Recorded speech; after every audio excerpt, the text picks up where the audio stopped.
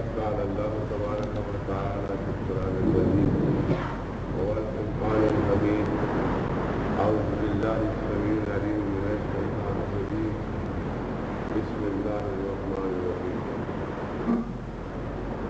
إن الصفا والمروة من شعائر الله وقد قال الله تبارك وتعالى في شأن حديثه إن الله وملائكته يصلون على النبي حياكم النبي صلى الله عليه وسلم اللهم صل على سيدنا ومولانا محمد وعلى آل سيدنا محمد وبارك وسلم وكرم عليه شهداء الإسلام داعین دین مدین جماع رسالت کے پیوانوں اللہ تبارک و تعالیٰ کا بڑا احسان ہے کہ اس میں ہمیں اور آپ کو یہ توفیق عنایت فرمائی کہ ہم آپ کی اس شاندار مبارک مسجد میں اکٹھے ہوئے ہیں اور اس اجتماع کی رہنمائی کی ہے کہ اللہ تعالیٰ ہم پر وہ فرید نازل فرمائے، اللہ تعالیٰ ہمیں وہ لمحات نصیب فرمائے، اللہ تعالیٰ ہمیں وہ ساعتیں عطا کرے، آمین۔ اللہ تعالیٰ ہمیں وہ وقت عطا فرمائے، آمین، جس وقت میں ہم اللہ کی اور اس کے رسول کی صلی اللہ علیہ وسلم، آمین۔ اس دنیا میں دنیاوی زندگی کے علاوہ اخروی زندگی، دنیا کی زندگی میں بہت سے اسباب وابستہ ہیں اور اخروی زندگی کے لیے بھی بہت سے اسباب وابستہ ہیں۔ دنیا کی زندگی کے لیے دنیا کے فرائض ادا کرنے ہوتے ہیں اور اخروی عظمت کے لیے، اخروی عزت کے لیے، اخروی نجات کے لیے وہ اسباب ضروری ہیں جن اسباب سے اخروی عزت حاصل ہوتی ہے۔ میرے مضمون میں بعض مقامات پر آپ کو دقت محسوس ہوگی، آپ مشکل سمجھیں گے، لیکن انشاءاللہ تعالی بڑی عام فہم سادہ تمثیلات سے آپ کے ذہنوں تک میں اپنی معلومات کو پہنچانے کی اصل مخصوص کوشش کروں گا۔ اللہ تبارک و تعالیٰ نے مخلوق میں اعلیٰ مخلوق اسی کو قرار دیا جو دنیا میں رہ کر اچھے کام کرتے ہیں، ہمیشہ نیکی کی طرف گامزن رہتے ہیں اور ہمیشہ نیکی کے گہوارے میں ہی زندگی کو بسر کرتے ہیں۔ ان کا گہوارہ نیکی ہوتا ہے اور نیکی ہی میں وہ زندگی بسر کرتے ہیں، اور بے شک و بلا شبہ جو لوگ نیکی کی زندگی بسر کرتے ہیں وہ نیکی ان کے لیے فائدہ رساں نہیں ہوتی، بلکہ اڑوس پڑوس میں، اپنے ہم وطنوں میں، اپنے پڑوس کے رہنے والوں کو، اپنے برادری کے رہنے والوں کو، اپنے قبیلے والوں کو گویا کہ یہ نیکی جو ہے پھیلتی ہم بندوں تک پہنچ جاتی ہے اور نہ جانے اس کے کتنے کتنے فائدے کہاں مرتب ہوتے ہیں۔ تو انسان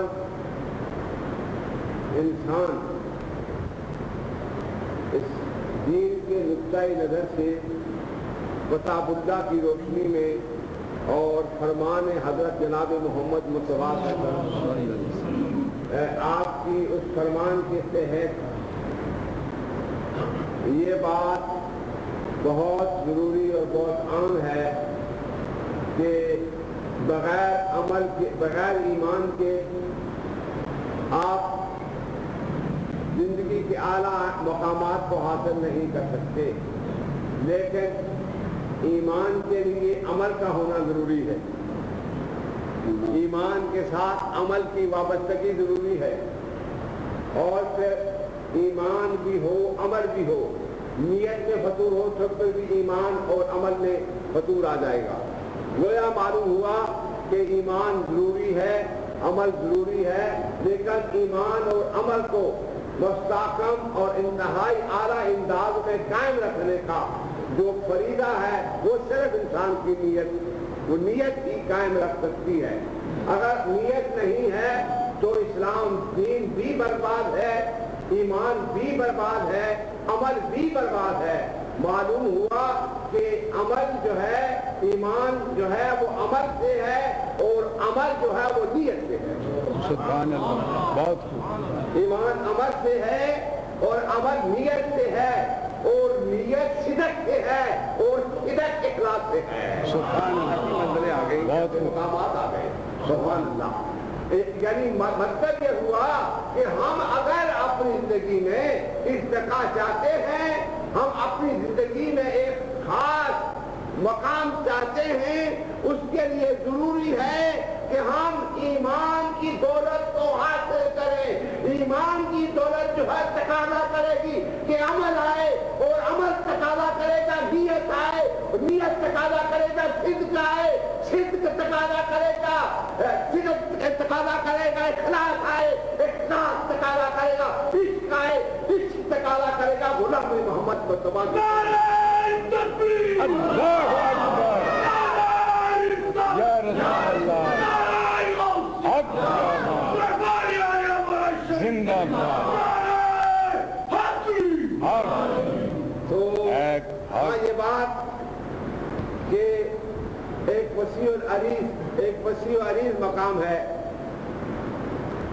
بسا اوقات آپ نے دیکھا ہوگا کہ کتابیں جو پیچھے اس سے پہلے جو بے شمار بڑے بڑے اچھے لوگ عمل والے اس دنیا میں تشریف لائے، بہت عمل کیے، راتوں جاگتے رہے، لیکن ان تمام مطاف جو مدت بڑی محنت شاخہ سے انہوں نے سمیٹی تھی، وہ ان سے وہ معروف ہو گئے، وہ نہایت ہی قیمتی متاع، قیمتی خزانہ جو مدتوں سے وہ سمیٹ رہے تھے وہ برباد ہو گیا۔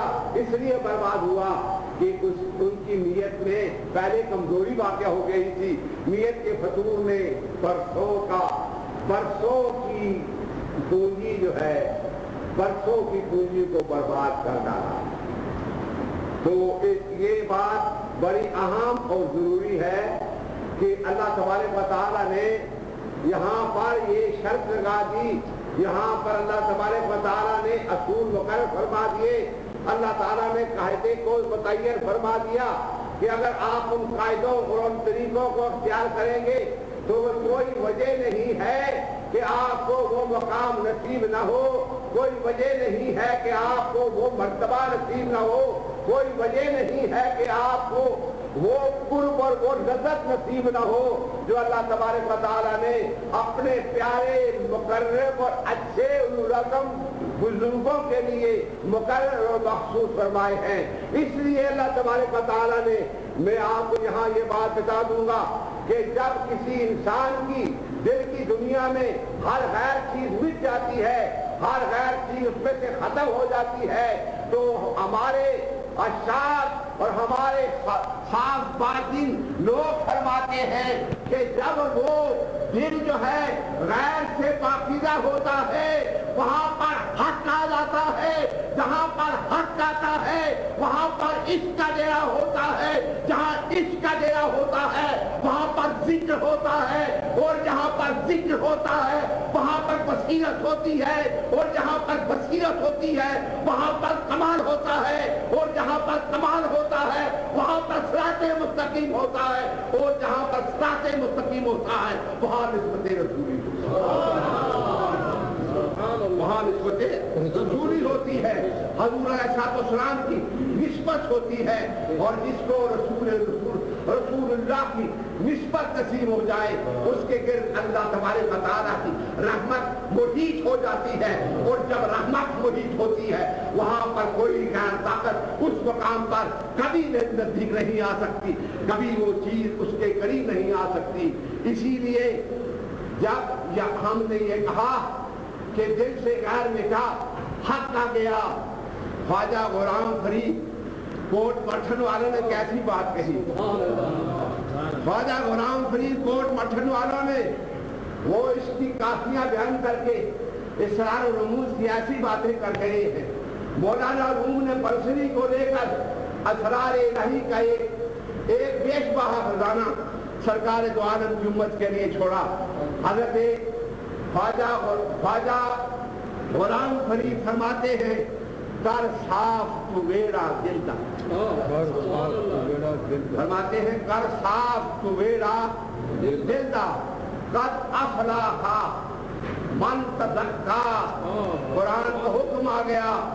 لازمی بات یہ ہے اور ضروری بات یہ ہے کہ تم اپنے میں وہ پاکیزگی اختیار کرو جو قرآن مقدس نے تعلیم فرمائی ہے, جو قرآن حکیم نے تعلیم فرمائی ہے. حکمت سے مراد یہ ہے کہ ہر مولک چیز سے بچ جانا اور ہر تقویت دینے والی چیز میں داخل ہو جانا. تو قرآن کی حکمت سے مراد یہ ہے کہ شیطان کے حملے سے بچنا, اور حکمت سے مراد یہ ہے رحمت الہی کے ہوش میں آ جانا. سبحان اللہ. بہت ہوش میں آ جانا. سبحان اللہ. سبحان اللہ. اس سلسلہ میں بہت حضرات کے سامنے یہ سب باتیں مجاہدے سے حاصل ہوں, زمین سجدوں سے بسا کر حاصل ہوں, اذکار سے حاصل ہوں, حسن معاملہ سے حاصل ہوں, مخلوق سے نیکی کرنے میں حاصل ہوں, یہ سب چیزیں حاصل ہوں, یہ سب مقام حاصل ہوں, یہ سب باتیں حاصل ہوں, یہ سب کیفیتیں حاصل ہوں. ان سب کیفیتوں کے ایک طرف رکھ دو, اپنے عمل کو ایک طرف رکھ دو, اپنے ذکر کو ایک طرف رکھ دو, اپنے مخلوق کے ساتھ حسن معاملہ ایک طرف رکھ دو, اپنے تمام مجاہدے اور راستے ایک طرف رکھ دو, اللہ کی طرف جو انعام ہوا اس کو بھی ایک طرف رکھ دو. ان سب چیزوں سے بھاری ایک اور چیز ہے سبحان اللہ, جس کی طرف میں آپ کی توجہ مبذول کرنا چاہتا ہوں, جس کی طرف میں آپ کی توجہ مبذول کرانا چاہتا ہوں. مجاہدے آپ کے اپنے ذاتی مشاہدہ ہے, اپنے ذاتی ریاضت کا نتیجہ ہے, اپنے ذاتی مجاہدے کا نتیجہ ہے, اپنے ذکر کے بلبلے کا نتیجہ ہے, عبادت میں سوز و حضوری کا نتیجہ ہے. وہ سب چیزیں عنایات الہی کا مجموعہ بن کر آپ کے وجود میں متصم ہو جاتی ہے. وہ سب ایک طرف نتیجہ ہے. کیا کمال ہے, نہ مجاہدہ کیا ہو, نہ ریاضت کی ہو, نہ ذکر کیا ہو, نہ بندگی کی ہو, تو وہ چیز مل جائے. فرمایا کہ وہ سب چیزیں ایک طرف ہے, خدا کا فضل ایک طرف ہے. خدا کا فضل جب آتا ہے نہ مجاہدہ کام دیتا ہے, نہ عبادت کام دیتی ہے, نہ اذکار کام دیتے ہیں. اگر یہ بات ہوتی تو صادقہ جو اللہ کے راستے پر جانے والے ہیں وہ اتنی وافر روشنی لے کر گئے کہ راستوں کو منور کرتے گئے, یہاں تک کہ وہ گڈریا جس کو خداوند تعالیٰ کی آشرا کا الگ بھی نہیں آتا تھا, ان کے صدق کا دور جو ہے اس گڈریے پر جب پڑا تو گڈریے نے دیکھ لیا کہ یہ قدم جا رہے ہیں اور سیدھے راستے پر جا رہے ہیں, رحمت الہی کو روکنے کے لیے جا رہے ہیں. لہذا وہاں گڈریے کا مجاہدہ نہیں تھا, گڈریے کی ریاضت نہیں تھی, گڈریے کے اذکار نہیں تھے, بلکہ آنے واحد میں ایسا نور رحمت ہوا, ایسی روشنی سے عطا ہو گئی. اور ہم یہ کہیں گے کہ یہ وہ لوگ تھے جو راستے پر جانے والے تھے, اللہ تبارک و تعالیٰ کی رحمت کی طرف رجوع کیے ہوئے تھے. لہذا فضل الہی کا دروازہ کھل گیا. کہا جو اس راستے پر جانے والے ہیں وہ کبھی معلوم نہیں ہوں گے. ہم ان کو یہ نہیں دیکھیں گے کہ انہوں نے کتنا ذکر کیا ہے, ہم یہ نہیں دیکھیں گے انہوں نے کتنا مجاہدہ کیا ہے, ہم یہ دیکھیں گے کہ ان کے اندر کتنی نیت میں خلوص ہے. اور جب ان کی نیت کا خلوص ہوگا تو جو نہایت مجاہدے اور ریاضت اور ذکر سے مقام حاصل کرتے ہیں, ہم بہن ایک آنے والی میں ان پر اپنی فضل سے ان پر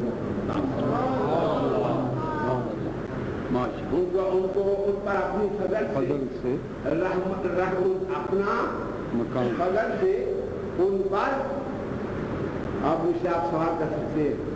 آپ کو یاد پہنچا ہے, بہت بڑی دلیل, بہت بڑا دعویٰ ہے کہ ایک انسان کی برسوں کی خلوص نیت کی کمائی مجاہدہ ریاضت اور ذکر وہ مقام لے گیا, اور ایک شخص جس نے مجاہدہ نہیں کیا, ریاضت نہیں کی, آغوش فضل الہی میں آ گیا, منزل پا گیا جو منزل ریاضت اور مجاہدے والے نہیں. کیوں ہوا؟ اس لیے کہ اللہ اپنی شان میں استغنائی رکھتا ہے، اللہ اپنی شان میں کبریائی رکھتا ہے، اللہ اپنی شان میں عظمت رکھتا ہے، اللہ اپنی شان میں رفعت رکھتا ہے، اللہ اپنی شان میں کریمی رکھتا ہے، اللہ اپنی شان میں رحمت رکھتا ہے۔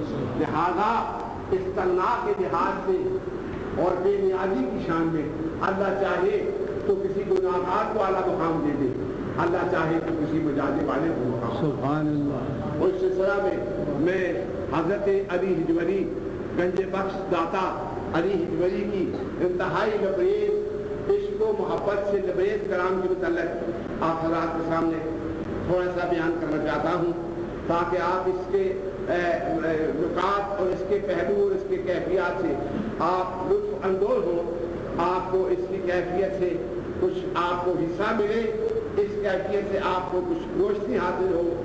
تو حضرت داتا گنج بخش علی حجوری فرماتے ہیں کہ دنیا کے سب سے بڑا آرٹسٹ، بڑا ماہر فنکار جو شیشہ بناتا ہے، شیشہ ایک تو یہ ہوتا ہے جس جو یہ لگا ہوا ہے، نہیں، فرمایا کہ وہ شیشہ جس میں سامنے کوئی آ جائے تو اس کی صورت رہنے میں ہی اس میں منعکس ہو جائے، ریفلیکٹ ہو جائے، اس میں اس کی صورت ظاہر ہو جائے، اس کی صورت معلوم ہوا کہ صاحب کمال شیشے میں ایسا مسالہ لگاتے ہیں کہ پہلے تو وہ کامن گلاس تھا، لیکن اب وہ میرر ہو گیا ہے۔ میرر کے معنی ہے کسی مقابل چیز کو اسی شکل میں جس شکل میں وہ اس کے سامنے ہے اس کو جاتا ہے۔ مجھے تشریح سمجھ آئی آپ کو؟ میرر کی، شیشے کی، آئینے کی تصویر آپ کو سمجھ آئی ہے؟ اس کے مقابل میں جب آیا، آئینے کے مقابل میں آیا تو اسے صورت نظر آئی۔ حضرت داتا علی حجوری فرماتے ہیں، حضرت دوسری پڑھ کے بڑی اعلیٰ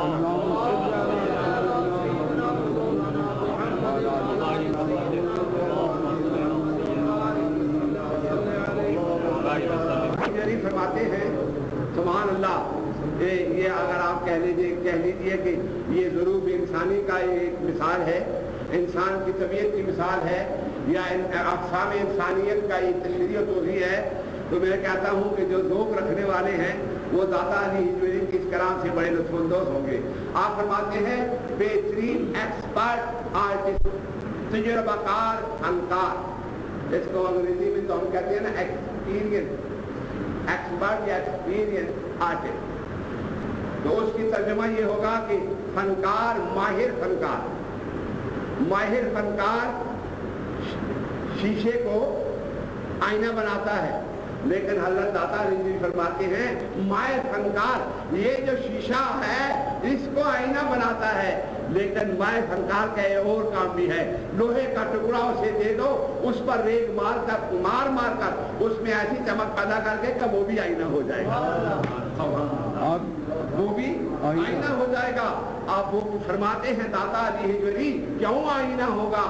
اس لیے کہ وہ لوہا تو جب دھات نکلی ہے، کان سے نکلی ہے، کاریگر کے ہاتھ میں آئی ہے، اس نے ٹکڑے میں جلوہ گر کی ہے، اور جب ٹکڑے میں سے جلوہ گر کی ہے تو وہ ٹکڑا سیاہ ہوتا ہے، اور اس کی آنکھ دیکھتی ہے کہ جب سیاہ پردے اٹھائے جاتے ہیں نیچے سے چمک پیدا ہوتی ہے، دل میں تصوف کا ہوتا ہے، یہ وہ پتھر سیاہ، وہ لوہا سیاہ ہے، لیکن ریگ مار ماہر حکیم نے، ماہر آرٹسٹ نے، ایکسپیرینس آرٹسٹ نے اس آئینے، اس آئینہ بنانے میں اس نے کہا لوہا تو لوہا ہے، لیکن میرے فن کا کمال دیکھ کہ تیری تمام سیاہی کو دور کر کے تیرے پردوں کے اندر پوشیدہ جو چمک اور دمک کو سیاہ کر کے آئینہ بنا دیا۔ اسی طرح سے جس طرح ایک سیاہ ٹکڑے کو ایک کاریگر اس کو سیکل کر کے آئینہ بناتا ہے، فرمایا کہ لوہا جو ہے اس سے بھی سخت، ایک پاپی گناہگار گمراہ کا دل اس سے بھی سخت ہوتا ہے، اس سے بھی سیاہ ہوتا ہے، لیکن جب کسی کیمیا کے انا کے خاک را بنظر کی میاں اللہ حضرت شیرازی شمس الدین شیرازی شیراز سے بولتے ہیں، آپ کا کلام مینا و ساغر ہے، شراب کی کیفیت ہے، لیکن وہ شراب نہیں ہے جو دنیا میں انسان کو اپنے عقل و شعور سے محروم کر کے اسے واہیات قسم کے کلمات اس کے زبان سے نکلے. فرمایا کہ یہ شراب اسکیلائی ہے جس پر طاری ہوتی ہے. یہ الست کا نشہ ہے. جب الست کا نشہ چڑھتا ہے کالو گلا کی خوشبو آتی ہے. سوچ لیا کہ آپ اس مسئلے کو آپ کسی صوفی کا کوئی شخص ہوتا تو اس مقام کو سمجھتا. الست کی شراب سے مراد یہ ہے کہ اللہ تعالیٰ نے عہد فرمایا کیا میں تمہارا پروردگار الست بربکم کیا میں تمہارا پروردگار نہیں ہوں. آگے سے مقدس اور رفیع اعلیٰ اور بالا روح نے کہا تائید محمد مصطفیٰ کے روح کے ساتھ کہا قالوا بلا بے شک تو ہمارا رب ہے. فرمایا کہ اس کائنات میں الست بربکم کی آواز گونج رہی ہے اور جس خوش نصیب کی آواز اس آواز کے ساتھ ٹکراتی ہے خدا ان سے تعالیٰ قالوا بلا کی کچھ اس کے دل میں نازل فرما دیتا ہے. اب اس سلسلے میں حضرت داتا گنج بخش علیہ نے فرمایا کہ سخت دل کو گر تو سنگے مارا ہو گر تو سنگے کھارا ہو مرمر شبی. حضرت مولانا روح فرماتے ہیں بے شک تو بہت سخت ہے سنگے کھارا سے بھی سخت ہے تیرا دل سنگے کھارا سے بھی سخت ہے. گر تو سنگے کھارا ہو مرمر شبی چو چو صاحب دل روی کو برچوی. جب تو کسی صاحب دل کے پاس جائے گا تو تو گوہرے نایاب بن جائے گا. اور گوہرے نایاب کی صفت یہ ہے کہ جس طرح سے آپ دیکھیں گے اس کی چمک میں فرق نہیں آئے گا. اسی طرح سے مومن جب اعمال کثیرہ اور اس کے الہی اور اس کے مصطفیٰ میں متعارف ہوتا ہے جس طرح سے دیکھو ایمان کی چمک کے برابر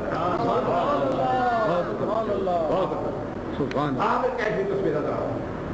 اس لیے حضرت علی ہجوری کا وہ کلام جس میں آپ نے فرمایا کہ مائع لوہے کو آئینہ بناتا ہے اسی طرح سے کیمیا کی نظر انا کے خاک را فنظر کیمیا کنن خاک کو کیمیا بنانے والوں کی نظر. حضرت فرماتے ہیں انا کے خاک را بنظر کیمیا کنن کیمیائی آنکھ اہل نظر کی جب کیمیائی آنکھ خاک پر پڑتی ہے وہ اکسیر بن جاتی ہے. خاک پر پڑتی ہے اکسیر بن جاتی ہے. اللہ تبارک و تعالی اپنے پیارے محبوب کا سچا عشق آپ کو عطا فرمائے منزلہ عطا فرمائے اور جذبہ آپ کو عطا فرمائے کہ آپ اس مقام جلیلہ کو اس مقام رفیع کو آپ سمجھیں. آپ دیکھیے جس دل میں یاد الہی رچ بس گئی آباد ہو گئی. اللہ اکبر.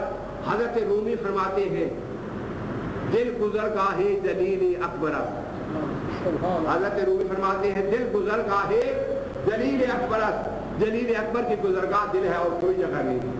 یا آپ کہیں گے خدا مسجد سے گزرتا ہے نہیں کہیں گے دل گزرگاہ جلیل اکبر کعبہ بنائے خلیل حضرت. کعبہ تو حضرت خلیل علیہ السلام کی گناہ ہے. انہوں نے یہ چار دیواری بنائی ہے اس کو اللہ تعالیٰ نے کعبۃ اللہ سے منسوب کیا ہے. لیکن کہیں آپ دیکھیں کہ ہر آن واحد میں شان و آن کے ساتھ لبت رب تعالیٰ گزر رہا ہے تو وہ مومن اور عاشق کا دل ہے جس میں سے اللہ تبارک و تعالیٰ گزر رہا ہے. اور پھر اس کیفیت کو اس مقام کو جب ہم یہ کہتے ہیں کہ انسان جو ہے اس کو اتنا مقدس ہے اتنا عارفہ ہے. آپ دیکھیے یہاں میں ایک مثال دیتا ہوں. آپ ارادہ فرماتے ہیں کہ فلاں زمین پر مسجد بن جائے. آپ چار دیواری بنا دیتے ہیں. سب زمین سے کسی زمین پر مویشی جا رہی ہے کسی زمین پر حیوان جا رہے ہیں کسی زمین پر پرندے جا رہے ہیں کسی زمین پر چرندے جا رہے ہیں. لیکن وہ زمین جو اللہ کی عبادت کے لیے مخصوص ہو گئی اس کو چار دیواری پھر گئی وہ دیگر زمین سے مختلف ہو گئی اس کو خصوصیت حاصل ہو گئی اور زمین کو آپ پاؤں تلے روکتے پھریں گے. لیکن جب مسجد میں آئیں گے تو آپ پاؤں سے جوتوں کو اتار کر آئیں گے. یہ زمین پہلے عام زمین تھی لیکن نسبت ہو گئی مسجد سے لہذا اس کو ایک مقام حاصل ہو گیا. اسی لیے اللہ تبارک و تعالیٰ زمینوں کا شرط زمینوں کا امتیاز ذکر فرماتا ہے، اور اس ذکر میں اللہ تبارک و تعالیٰ نے قرآن حکیم میں فرمایا ان الصفا والمروہ من شعائر اللہ، اے لوگوں جہاں صفا اور مروہ کی دو پہاڑیاں ہیں مکہ المکرمہ کے جوار میں، جہاں حاجی سعی فرماتے ہیں، دوڑتے ہیں، کہا یہ مقام اس لیے میری نشانیاں ہیں، صفا اور مروہ اس لیے نشانیاں ہیں کہ حضرت ہاجرہ اسماعیل علیہ السلام کی والدہ جو ہیں ان کے درمیان میں دوڑے تھی، ان کے طلبوں کے صدقے میں ہم نے یہ شرط عطا کر دیا ہے تکبیر، اللہ اکبر۔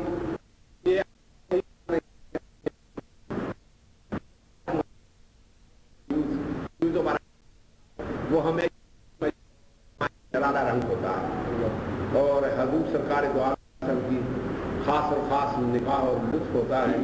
جب تک کہ سبز حکومت والی سرکار کی نظر نہ ہو کوئی شخص طاقت نہیں رکھتا کہ کچھ بیان کرے، اور سینہ فاہم شرہ شرہ اسفرات۔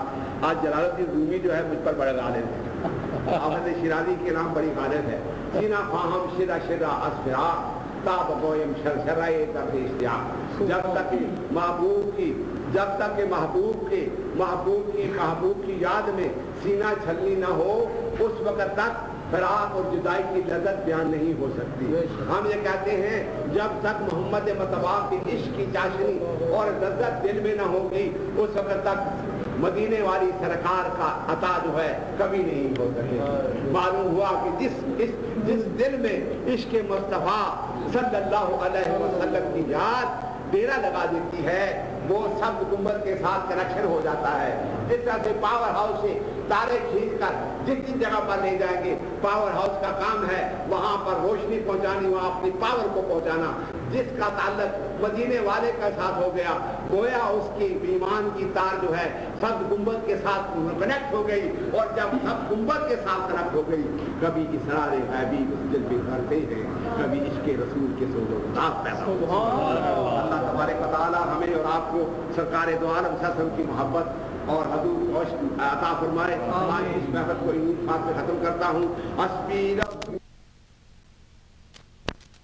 آگاہ کیا گیا، انہوں نے اپنی اس تعلیم میں ایک مقام پر فرمایا کہ کوئی طالب مولا اس وقت تک اللہ تعالیٰ کی اسماء الہی کی تلاوت کے دوران میں، اس وقت تک اللہ تعالیٰ کی اسماء کی ذکر کے دوران میں وہ اس اسماء کا فیضان اپنے وجود میں پا نہیں سکتا جب تک کلی طور پر اپنے آپ کو خارجی دنیا سے منقطع کر کے اپنے دل کو اللہ کی طرف کلی طور پر رجوع کر کے اس جذبے سے سرشار ہو کر جب ذکر کرے گا تو یہ اس کی بے نیازی کی شان ہے، چاہے وہ لمحے میں اس کو ذکر کے فیضان سے اس کے وجود کو مرکز بنا دے، چاہے مدت مدید لگ جائے تو اس وقت اس کو یہ مقام نصیب ہو۔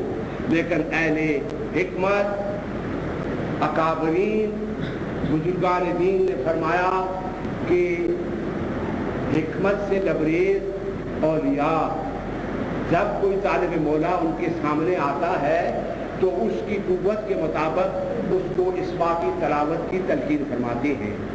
اگر کسی کو ایک سے بوجھ اٹھانے کی استطاعت نہ ہو، اس کو اگر 20 سے بوجھ اس کو دیا جائے یقیناً اس پر برا اثر ہوگا، بجائے اس کے کہ اس سے فائدہ حاصل ہو نقصان ہوگا۔ اس نے فرمایا صاحب حکمت ولی حق اپنے مرید کے ظرف کے مطابق اسماء الہی کی تعلیم دیتا ہے، تعلیم کے بعد اس پر توجہ رکھتا ہے۔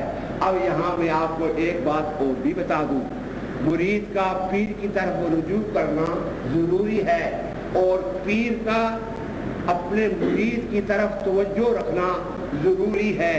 جس طرح سے مرغی کے نیچے انڈے ہوتے ہیں، جو انڈے مرغی کی توجہ سے نکل کر اس کے سینے سے دور چلے جائیں وہ گندے ہو جاتے ہیں، اور جو انڈے مرغی کے سینے کے ساتھ اس کی توجہ کا مرکز بنے رہتے ہیں اس سے ان کے بچے فیضان مرغی کی صورت میں رونما ہوتے ہیں۔ اسی طرح سے جس طرح سے توجہ کے تحت وہ مرغی سے अंडों से एक रूह चीज बरामद हो गई। फरमाया इसी तरह से कामिलीन की तवज्जो इसी तरह से जब उनके कुर्ब में होते हैं, इसके इलाही और इसके रसूल की गर्मी से उन पर तो तवज्जो होती है, उस गर्मी से सब मासी और गुनाह के पर्दे चाप हो जाते हैं, पिघल जाते हैं और कद अफलाह मन तज़क्कर। इस सिलसिला में यहाँ हजरत दाता अली हिजवरी की तालीमात पर मैं एक आपको एक मिसाल देता हूँ। और हमारे यहाँ एक बहुत बड़े मराकश के एक बहुत बड़े सूफी हैं और हजरत मुस्तफ़ा अलवी, उन्होंने भी इस्मा के मुतल्लिक़ बहुत बड़ी तालीम दी है। मेरे दादा हजरत ख्वाजा मोहम्मद कासम शमाल मगरबी पाकिस्तान के दामन मरी में मतवक्कत 80 साल अपने घर से बाहर भी निकले, कदम नहीं रखा, जिक्र इलाही में मसरूफ मशगूल रहे। आपने फरमाया कि मैं लोगों को बहुत चिले गारों और खो में बैठकर चिले में बिताने की मुझे ज़रूरत नहीं है। मेरा कोई मुरीद मैं जो उसे इस्म बताता हूँ उस इस्म को इस हालत में याद रखे कि उसका कदम यादें उस इस्म के बगैर ज़मीन पर न रखा जाए और उसकी सांस उस इस्म के बगैर खाली ना हो। फरमाया अगर उसे कुर्ब इलाही नसीब ना हो तो वो मेरा गिरबान है। ख्वाजा मोहम्मद कासम मोरवी रहमतुल्लाह अलैह ने गोया ये तालीम दी कि फना फिल सिफ्त हो जाना, कि और कोई चीज़ गर्दो पेश में उसे याद ना रहे, जब याद रहे तो खुदावंद ताला का जिक्र याद रहे। जिनको अल्लाह का जिक्र याद रहता है वो अल्लाह के कुर्ब के करीब चले जाते हैं, और जो अल्लाह के कुर्ब के करीब होते हैं उन्हीं को वो या अल्लाह कहते हैं, उन्हीं को वलीउल्लाह कहते हैं। तो हजरत ये इस सिलसिला में ये इस्मा की ये अल्लाह इस्मा की तारीफ के मुतल्लिक़ इसलिए अर्ज़ करता हूँ कि इस मादी दौर में हमने ज़िंदगी को बहुत मुख्तसर कर दिया है, इसलिए हम बहुत जल्दी जल्दी खलास्ते लेकर बहुत जल्दी जल्दी बग़ैर सलूक के मकामात को तय करके हम इस चीज़ों की तरफ तवज्जो करते हैं। मेरे पास एक शख्स आया, उसने ये मुझे कहा, अब मैं बताऊँ कि किस फिरके का था, वो कौन था, लेकिन उसने मुझे ये बताया कि ये सर हलाकर नहीं है, कहा वो बुनियादी नजरिया है। मैंने कहा उस नजरिए में आप निहायत मोहकम हैं। तो हमारे जो सूफिया और औलियाए किराम हैं उन्होंने जो कायदे मुकर्रर किया वो भी इसी असूल पर मबनी है कि अगर हम उनको तरक करें तो हमारे वजूद की कोई हैसियत नहीं रहती। लेकिन चूँकि आपने इतराज़ किया है कि क्या अल्लाह और हू की जो आप तरफ लगाते हैं दाएं और बाएं की तरफ, ये क्या इसमें अल्लाह मुक़य्यद है या अल्लाह का कुर्ब मुक़य्यद है? मैंने कहा नहीं, कतई ये बात नहीं। हमारे बुजुर्गों ने कहा है कि ये इस कांधे दाएं कांधे से लेकर बाएं कांधे तक 5 लतीफ़े हैं। क्या है भाई? 5 लतीफ़े हैं। लतीफ़ा रूह है, लतीफ़ा कलब है, लतीफ़ा कलब है, लतीफ़ा सर है, लतीफ़ा खफी है, लतीफ़ा अख़फ़ा है। मैंने कहा ये 5 लतीफ़े हैं, ये अल्लाह ताला के राज़ इलाही के आमीन हैं। इन पर गुनाहों की गर्द पढ़कर इन पर गुनाहों का पर्दा आ जाता है। सूफी को हुक्म होता है कि यहाँ से लेकर यहाँ तक खुदा के नूरी जिक्र का हाला बनाओ, ये किला बन जाए ताकि लतीफ़े जिंदा हो, शैतान हट जाए। बड़ा मुतासर हुआ और तमाम वो उठा और कह रहा मुझे हाथों को उसने बता दिया कि मुझे आज तक किसी बुजुर्ग ने इस चीज़ के मतलब मुझे मुतला नहीं किया। मैं आज से तौबा करता हूँ और सूफिया की तालीमात का इकरार करता हूँ और उनकी तालीमात का मैं बड़ा कायल हूँ। तो मैं इस हिसाब याद करता हूँ कि अल्लाह तबारक व तआला ने ये एक कायदा मुकर्रर फरमाया है और इसके असरार ये है कि आप दाएं और बाएं नज़र लगाते हैं, इसमें अल्लाह ताला के पास इसकी वजह से आपकी अंदरूनी निज़ाम में लताइफ जो हैं वो चमक उठते हैं, और जब किसी के लताइफ चमक उठे सब काम उसका बन जाता है। कहते हैं असकार जारी हो जाते हैं, पास फासा से सरा शुरू हो जाता है और न जाने और क्या क्या अजायब व गरायब इससे वाबस्ता है। मैंने एक बात एक मकाम पर कही थी, सारे दुनिया के जानवर, सारे दुनिया के परिंदे, सारे दुनिया की मछलियाँ, अजदहा, सारे ज़मीन में जो घुसे हुए हैं, दिलों में छपे हुए हैं, सबको जा करके सबको कहा जाए तस्बीह करो, तहलील करो, इबादत करो, उनको वो कभी मकाम नहीं मिल सकेगा जो एक बंदे को अल्लाह के हाथ जिक्र की वजह है। इसलिए कि सब मखलूक जो है वो एक है, انسان کو اللہ تعالیٰ نے لقد خلق الانسان فی احسن تقویم کا مقام دیا ہے، کسی اور مخلوق کے لیے نہیں۔ اس لیے کہا کہ اس مخلوق کے پاس جب ہماری امانت آئے گی، ان کے وجودوں میں ہماری امانت کی شان نظر آئے گی۔